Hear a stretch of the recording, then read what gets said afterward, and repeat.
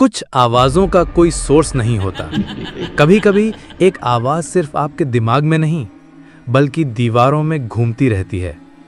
और कुछ कमरे, चाहे आपको कितना भी खाली लगे, असल में कभी खाली होते ही नहीं।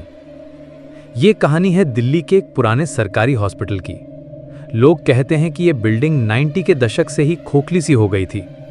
वार्ड्स बंद कर दिए गए थे, लेकिन एक कमरा ऐसा था जिसके बारे में स्टाफ भी ज्यादा बात करना पसंद नहीं करता था। कमरा नंबर 203। कहते हैं इस कमरे में कोई जिंदा इंसान ज्यादा देर तक टिक नहीं पाता था। 2003। नर्स सुलेखा नाइट ड्यूटी पे थी। सुबह स्टाफ ने देखा उसका चेहरा बिल्कुल सफेद था, आंखें ब्लैंक और उसकी जुबान सुन्नी हो गई थी। वो दोबारा कभी बोल ही नहीं पाई। उस दिन के बाद सुलेखा की जिंदगी हॉस्पिटल की दीवार के बाहर कट गई, लेकिन लोग कहते हैं उसका डर उस कमरे के अंदर चिपक गया। उस रात के बाद स्टाफ ने क्लेम किया रूम 203 में कोई और भी है, कोई जो जिंदा नहीं लेकिन अकेला रह भी नहीं सकता। सिक्योरिटी फुटेज ने भी अजीब चीजें दिखाईं। कुर्सियां खुद चलती थीं, दरवाजा अपने आप खुलता और एक बारीक परछाई हमेशा नजर आती थी। 2015 में एक मेडिकल इंटर्न ने डरे के बावजूद रूम 203 रिकॉर्ड किया। उसने कहा, मुझे कोई देख रहा था, पीछे कोई था, लेकिन जब मैंने फुटेज देखा कैमरा में कुछ भी नहीं था।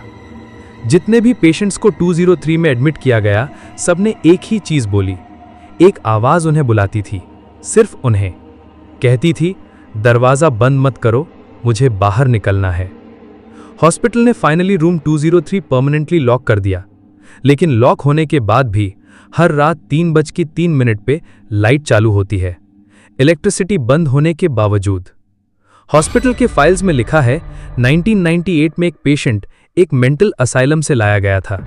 उसने अपने आप को रूम 203 में लॉक कर लिया था। 3 दिन तक बिना खाना पानी, और फिर उसी कमरे में उसकी मौत हो गई। कहते हैं उसकी बॉडी प्रॉपर्ली क्लेम भी नहीं हुई थी।